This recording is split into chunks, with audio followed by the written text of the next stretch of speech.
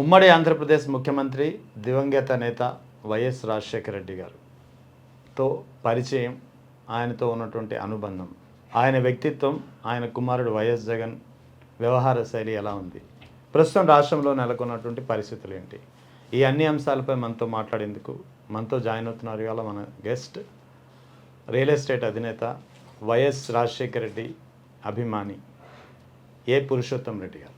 Sir నమస్తే. Sir నమస్తే అండి. ఎలా ఉన్నారు సార్? ఫ్యాంటాస్టిక్.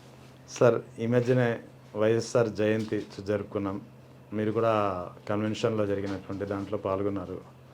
సో అసలు వైఎస్ రాజశేఖర రెడ్డి గారి గురించి చెప్పాలి అంటే బేసికల్గా పులివెందల వాసిగా మీరేం చెప్తారు? కారణ జన్ముడు అండి. మనుషులు అందరూ పుడతారు పోతారు, కానీ మనిషి మరణించిన తర్వాత కూడా జనాల హృదయాల్లో జీవించడం అనేది కొందరు చేయగలుగుతారు. దాంట్లో రాజశేఖర గారు ప్రథములు. చాలామంది అంతకుముందు ఎంతోమంది రాజకీయ నాయకులు పుట్టారు, చనిపోయారు. గొప్ప గొప్పవాళ్ళు చాలా కాలం గుర్తుపెట్టుకునే మంచి పనులు చేశారు, కానీ తరతరాలు గుర్తుపెట్టుకునే పని చేసింది మాత్రం రాజశేఖర రెడ్డి గారు.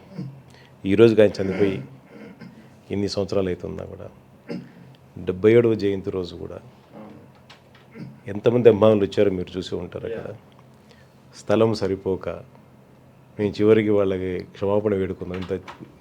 మీరు ఇంతమంది వస్తారని ఎక్స్పెక్ట్ చేయలేదు, చిన్న స్థలం అయిపోయింది, వచ్చే సంవత్సరం జయంతి వేడుకలు ఇంతకన్నా పెద్ద సభలో చేద్దామని చెప్పింది, పెద్ద ఆడిటోరియంలో చేద్దామని చెప్పింది. ఆ రోజు మేము వారికి సారీ చెప్పడం కూడా జరిగింది. అంతమంది జనాలు వచ్చారు. కారణం ఒకటేందండి, ఆయన చేసిన మంచి పనులు. రాజకీయాలకు వచ్చిన తర్వాత అన్ని ఆటుపోట్లు చూసిన నాయకుడు నాకు తెలిసి లేడు. నేను ఆయన్ని దగ్గర నుంచి చూసే అదృష్టం నాకు దొరికింది. చిన్నప్పటి నుంచి పులివెందులకు వెళ్ళాలంటే మా ఊరి పైన వేముల పైన వెళ్ళాల్సి వచ్చేది. రాజారెడ్డి గారికి మా నాన్నకు నందబంధంతో ఎప్పుడు వాళ్ళు మా తోటకు వచ్చేవాళ్ళు. ఆ విధంగా రాజశేఖర రెడ్డి గారు అప్పుడప్పుడు వస్తుండేవాళ్ళు. సో ఈ విధంగా వారితో అనుబంధం ఏర్పడ్డాము. దాని తర్వాత నేను బెంగళూరులో రియల్ ఎస్టేట్ చేస్తున్నప్పుడు జగన్ గారిని చూడడం కోసం రాజశేఖర రెడ్డి గారు రావడము, అక్కడ ఇంకొక సాన్నిహిత్యం పెరగడము, ఆయన నన్ను బలవంతంగా హైదరాబాద్కి తీసుకొని రావడం, ఇక్కడ రియల్ ఎస్టేట్ చేయమని రాజశేఖర రెడ్డి గారు తీసుకొచ్చారు. తర్వాత మంచి గైడెన్స్ ఇచ్చారు, మంచి వాళ్ళని పరిచయం చేశారు. ఆయన నన్ను ఇక్కడ ఉంచారు, పైకి వెళ్ళిపోయారు. ఇప్పటికి కూడా తీరని బాధ. ఆయనని తలుచుకుంటే బాధ అనిపిస్తుంది ఇప్పటికి కూడా. మా ఇంట్లో తల్లిదండ్రులు చనిపోయారు, వారు చనిపోయిన బాధ కూడా ఉంది, కానీ ఈయన్ని తలుచుకున్నప్పుడంతా నాకు ఎందుకు తెలియని బాధ అనిపిస్తుంది. ఎందుకంటే ఆయన చూపించిన ఆప్యాయత, చాలా ప్రేమగా మాట్లాడేవాడు. కొద్దిగా ఇప్పటికి కూడా నాకు అది బాధ అనిపిస్తుందండి. ఎంతోమంది ముఖ్యమంత్రులు చేశారు రాష్ట్రానికి, వైఎస్ రాజశేఖర రెడ్డి పేరే మనం ఎందుకు తలుచుకుంటామంటే what you define, how do you define? రాజకీయం అంటే ప్రజాసేవ. ప్రజలకి సేవ చేయడానికి రాజకీయం అన్న నుంచి ఈరోజు మారిపోయింది. దాని అర్థము భావం పూర్తిగా మారిపోయాయి. కానీ ఒకప్పుడు రాజకీయాలంటే ప్రజాసేవ చేసేవాళ్ళు, వాళ్ళ ఆస్తులు అమ్మి ప్రజల కోసం వెచ్చించేవాళ్ళు. ఒక రాజకీయ నాయకుడి ఇంటికి ఏ సహాయం చేయడానికి అని ఎవరైనా సహాయం కావాలని వెళ్తే ఇంట్లో ఉన్న బంగారాన్ని నమ్మి సహాయం చేసిన రాజకీయవేత్తలు కూడా నాకు తెలుసు అండి. పొలాలమ్మి రాజకీయం చేసిన రాజకీయవేత్తలు కూడా నాకు తెలుసు. కానీ ఈరోజు పూర్తిగా రాజకీయాలు అంటే అందరు అన్నమాట నేను అనడం నాకు అది ఇష్టం లేదు, కానీ చాలా దారుణం అయితే అయిపోయాయి. రాజశేఖర్ గారి విషయానికి వస్తే ఆయన చేసిన మంచి పనులు ఈరోజు కూడా అండి భారతదేశంలో ఆదర్శవంతంగా తీసుకోగల స్కీమ్ ఏదైనా ఉందంటే అది 108 ఆ రోజు ఆయన సాధిస్తుంది. ఆరోగ్యశ్రీ ఇన్ని లక్షల మందిని కాపాడి ఉంటుందో మనం లెక్కేసుకోలేం. మన రాష్ట్రంలో మొదలుపెట్టి ఈరోజు దేశవ్యాప్తంగా అయింది. మిగతా రాష్ట్రాలు కూడా ఆదర్శవంతంగా తీసుకుని అవి స్టార్ట్ చేయడం, ఒక మనిషి ప్రాణం కాపాడడం అంటే ఆ జన్మకి ధన్యమైపోయినట్టు. అటువంటిది కొన్ని లక్షల మంది ప్రాణాలని ఈ 108 ద్వారా, ఆరోగ్యశ్రీ ద్వారా కాపాడారంటే ఆయన ఎలా మర్చిపోతారండి? ఈరోజు మీరు చూసే ఉంటారు, మొన్న లబ్ధిదారులతో మేము పెట్టాము, వాళ్ళు వచ్చి వాళ్ళ అనుభవాలు చెప్తుంటే ఆయన కళ్ళ ముందు ఉన్నట్లు అనిపించింది. ఆయన చనిపోలేదు, అందరి మనసుల్లో ఉన్నారు అనిపించింది. చేసిన పనులే ఆయన్ని శాశ్వతంగా ప్రజల గుండెల్లో ఉండే విధంగా చేస్తారని నేను నమ్ముతానండి. ఒక నెల్లూరు ఫ్యామిలీ కూడా ఎవరో వచ్చినట్టున్నారు, చెప్పులు కొట్టుకునే అతను వాళ్ళ పిల్లలు ఇప్పుడు జర్మనీలో వెల్ సెటిల్డ్. ఎస్. నెక్స్ట్ ఆరోగ్యశ్రీతో పాటు ఉచిత విద్య, ఫీజు రీయింబర్స్మెంట్ ద్వారా కాలేజీలో ఎప్పుడు చదవలేము అని అనుకున్న ఫ్యామిలీస్కి కూడా ఉచితంగా చదివించి వాళ్ళని ఈరోజు మంచి ఉద్యోగాల్లో పెట్టి కొన్ని ఫ్యామిలీస్ని నిలబెట్టారండి.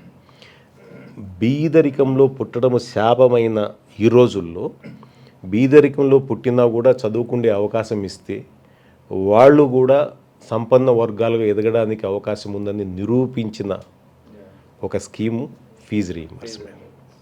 అలాగే రైతులు ఆ రోజు ఉన్న పరిస్థితుల్లో మనకి ఇన్ని కాలువలు లేవు, ఇంత నీరు లభ్యత లేదు, గోదావరి కృష్ణ కలిపింది లేదు, ఈ ఆలోచనలు ఎప్పటి నుంచి ఉన్నా కూడా ఆ నీటిని సద్వినియోగం చేసుకున్న దాఖలాలు చాలా తక్కువ. కానీ రాజశేఖర రెడ్డి గారు ఉన్నప్పుడు జలయజ్ఞం ద్వారా ఎన్నో వేల ఎకరాలు బీడు పొలాలని పచ్చటి పొలాలుగా మార్చిన ఘనత అయినది. రైతులు మర్చిపోలేరు. ఆరోగ్యం బాగాలేక హాస్పిటల్కి పోతే 5 స్టార్ హాస్పిటల్ లాంటి కార్పొరేట్ హాస్పిటల్లో కూడా ఉచిత వైద్యం అందించారంటే ఆ వైద్యం అందుకున్న పేషెంటు బ్రతికి బట్టగట్టిన తర్వాత చనిపోయే వరకు మర్చిపోలేడు. కాలేజీ మెట్లు కూడా ఎక్కలేము, అంత ఫీజులు లక్షల్లో కట్టలేము అన్న పరిస్థితి ఉన్నప్పుడు ఉచితంగా నువ్వు చదువుకో, నీ కుటుంబాన్ని ఆదుకో అని చెప్పని చదివించిన ఆ స్కీము ఎంతోమందిని చదివించడం వల్ల ఆ చదువుకొని ఈరోజు ఉద్యోగం చేస్తూ ఆ సంపాదనతో తింటున్న ఏ వ్యక్తి కూడా రాజశేఖర్ గారిని మర్చిపోలేరు. ఇంకా ఆయన డిఫరెంట్ పొలిటీషియన్ కాకుండా ఎలా అవుతారు చెప్పండి. సో అందరితో పోల్చుకుంటే డెఫినెట్గా he's a different politician born to serve the people.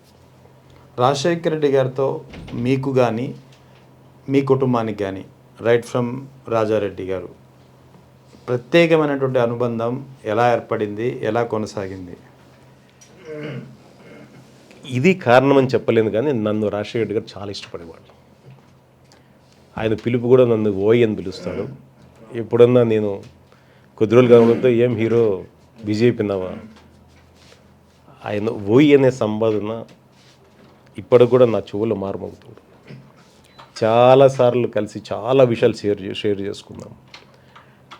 చిన్నప్పుడు అంటే వాళ్ళు మా ఇంటికి వచ్చేవాళ్ళు, రాజిరెడ్డి గారు మా ఇంటికి వచ్చేవాళ్ళు, మా నాన్నతో స్నేహం ఉండేది.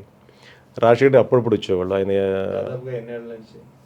నేను పుట్టింది పెరిగింది అక్కడే కాబట్టి దాదాపుగా 55 సంవత్సరాల నుంచి నాకు ఊహ. ఆయన అంటే నేను చిన్నప్పటి నుంచి 1వ క్లాస్ నుంచి నాకు ఊహ కొంత గుర్తుంది. నాకు 6th 7th వచ్చిన తర్వాత బాగా గుర్తున్నాయి కొన్ని విషయాలు. చిన్నప్పుడు కన్నా కూడా కొంత ఏజ్ పెరిగిన తర్వాత జరిగింది చాలా గుర్తున్నాయి.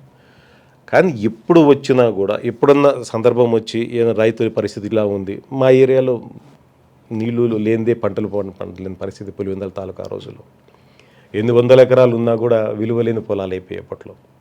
ఇప్పుడంటే సరే వాటర్ వచ్చిన తర్వాత విలువ వచ్చింది పొలాలకి. ఎప్పుడైనా గోదావరి సైడ్ పోయి వచ్చి రాజశేఖర్ ఎప్పుడన్నా పోయి వచ్చిన తర్వాత ఖచ్చితంగా మన పొలాలు ఇట్లా ఎప్పుడు చేయగలుగుతాం మనం అనే తాపత్రయం ఆ రోజు చూపించేవాడు, అప్పట్లో చూపించేవాడు.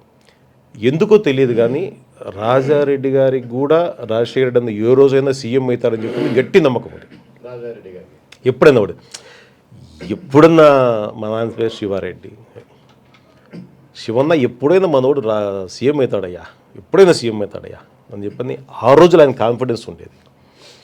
మేము అనుకునేవాళ్ళం, మాకు కూడా చిన్నప్పటి నుంచి ఈ వ్యక్తిని తప్ప వేరే వ్యక్తులను చూసే ఇది రాలే కదా. చిన్నప్పుడు అనుకున్నా ఎప్పుడైనా సీఎం అవుతాడు, మా రాజేంద్ర ఎప్పుడైనా సీఎం అవుతాడు అని చెప్పి మాకు మనసులో ఉండేది. దాని తర్వాత కొంత ఊహ వచ్చిన తర్వాత నేను గ్రాడ్యుయేషన్ గుంటూరులో చేసేటప్పుడు కలిసినప్పుడు కూడా ఆయన అప్పట్లో అనేవాళ్ళు సీఎం అని అప్పట్లో అనేవాళ్ళు. రాజశేఖర రెడ్డిని చూడంగానే ఈవెన్ స్టూడెంట్స్లో కూడా ఆ పదం అట్లా దుల్లేది. మాకు కూడా కాబోయే సీఎం అని చెప్పి మా మనసుల నుంచి అట్లా మాటలు బయటకు వచ్చేసేవి.